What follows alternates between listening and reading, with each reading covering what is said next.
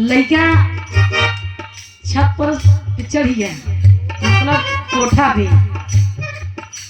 और लड़का जैसी प्रेम कर रहे वो लड़की कोठा पर रही, मतलब वो छते पे न पुरानिया कहते नहीं कोठा, अरे वो कोठा नहीं, छते पे जब चल गई तो लड़का एक बात कही। का कहे?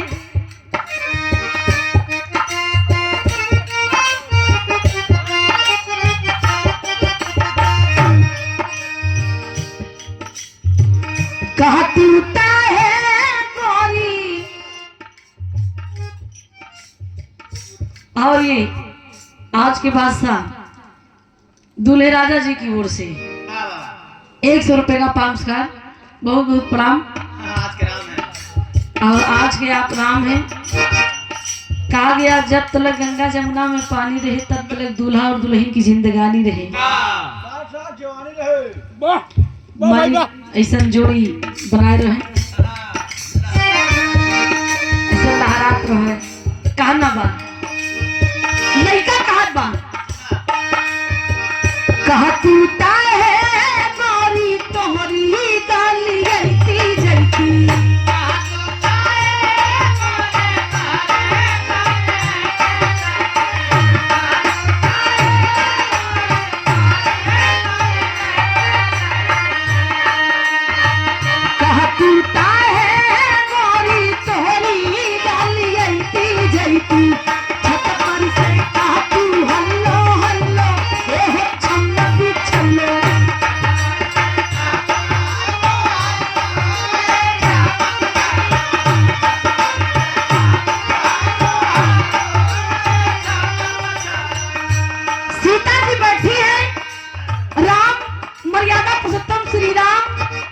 बहुत एकदम सरल स्वभाव से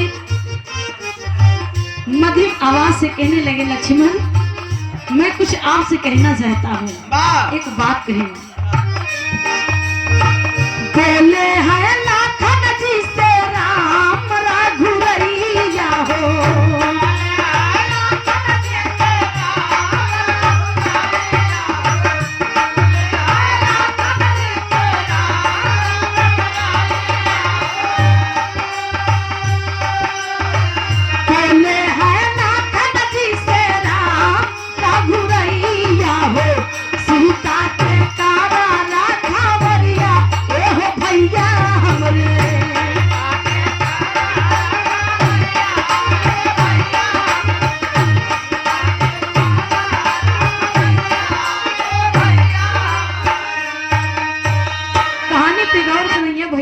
राम कहे लक्ष्मण तुम्हारी भाभी माँ थोड़ा पैदल चलते चलते थक गई है और ये थोड़ा विश्राम करना चाहती है। जब तक विश्राम करी है हमारे थोड़ा जरूरी काम आई बा।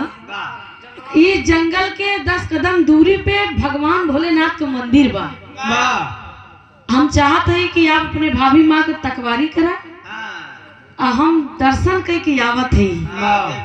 हाँ राम को बतिया मान गए। लक्ष्मण कहे भैया आप निश्चित होकर जाइए, मैं अपने भाभी माँ का स्वयं रखवाली करूंगा। तो राम कहे नहीं, जंगल में तो दूध का दूध पानी का पानी हो जाएगा कि तोहरे और तोहरे भाभी माँ सीता में कवन बातचीत चलत बा, कवन संबंध बा, यही कुल पता चल जाए। ए भैया राम कहीं के चला गए। 10 कदम दूरी जाए के पलट के देखे पीछे लक्ष्मण वह धनुष बाण लई के अपन तान के यहर बहर ऐसे ताकत है कि हमारे भाभी माँ पे केहू आक्रमण न कर पावे। अब लक्ष्मण तावदार रहबई है, पहरा हुई है। यार राम के ढेर देरिया खड़ा हो के लखा था कि हम नहीं यही, अब दोनों जने बातचीत करबे करी है।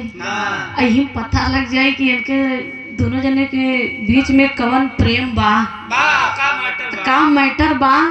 माई सीता अपन सोवत है और अपन यहर से बाहर लगा है। अब धीरे धीरे ऐसे मतलब 2-4-6 मिनट हो गया। आपन लक्ष्मण पहरेदारी पे लगा है। अब राम सोचत है लक्ष्मण अब बात करा, सीता अब उठा, अब बात करा, हमका तुरंत मतलब पता चला ही। अब यहाँ जब पता नहीं कह पाए कि अब लागत बा कि ऐसा नहीं लोग मैटर ना समझ पाई, हम ना समझ पाऊ भाई।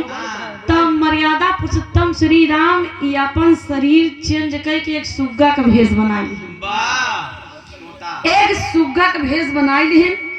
और सुग्गा के भेष बनाए के जौने पेड़े के नीचे माई सीता जी बैठी रही, वही पेड़े पे आए के सुग्गा बन के बैठ गए राम, वही डाली पे आए के बैठ गए। तो चकर मकर लखत हैं। अब लक्ष्मण अपन ताने हैं, अंधेरी जंगल में बहुत सारे जानवर हैं, कब कैसे तोबा बोल दे। अब यार सुगना बोला लक्ष्मण,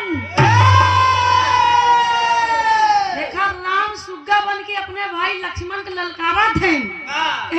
लक्ष्मण, लक्ष्मण कहे अंधेरी जंगल में कोई दिखाई नहीं दे रहा है, आवाज किधर से आ रही है। तो लक्ष्मण सोचे कि होई हमार भरम होई। फिर एक बार बोला सुगना, कहने लक्ष्मण, लक्ष्मण अपन एकदम तननाई गेन कि अब कौनम हमका दिखाई जाए तो हम उनका मार देबै। तो सुगना बोला कहे लक्ष्मण नीचे ना देखा ऊपर देखा। जब लक्ष्मण ऊपर देखे डाल पे एक छोटा सा सुग्गा बोल रहा है। सुगना ललकार के बोला था, कैसे बोला, एक बोली बोला था, क्या बोला है।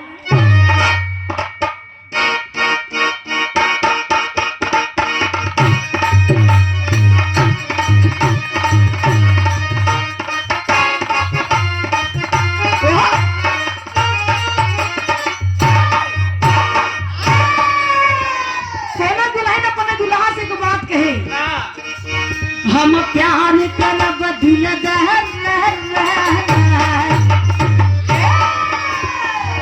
हम प्यार करब दिल भरता सिला बहादुर चोली रेशम के।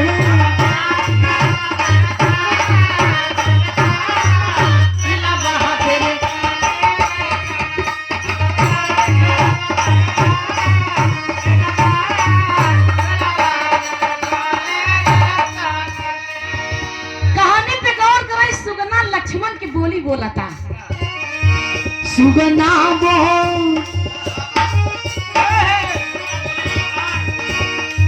सुगना बोल ही ललकार, सुगना बोल ही ललकार, ललकार मन चाह प्यार करे लक्ष्मण।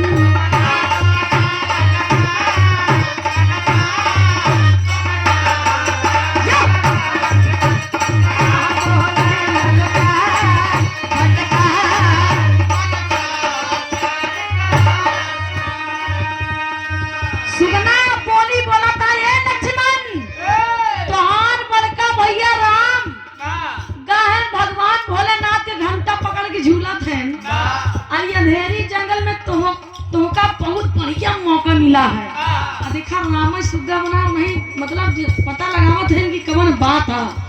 कहे तोहार बड़का भैया घंटा पकड़ के झूलत है, भगवान भोलेनाथ के दर्शन करत हैं।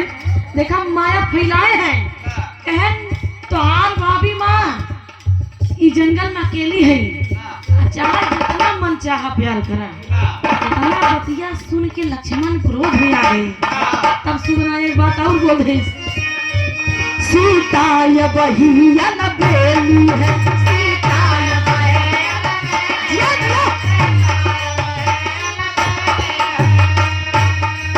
जंगल में यहाँ अकेली है, जंगल में यहाँ सुगना बोलाई बार बार फटकार मन चाह प्यार करो लक्ष्मण।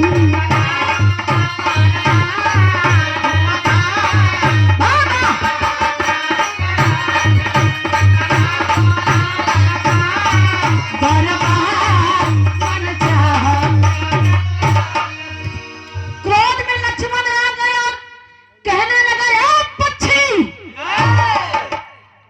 तुम्हारी ये मजाल कि मेरी भाभी माँ के बारे में कोई उल्टा सीधा बोले।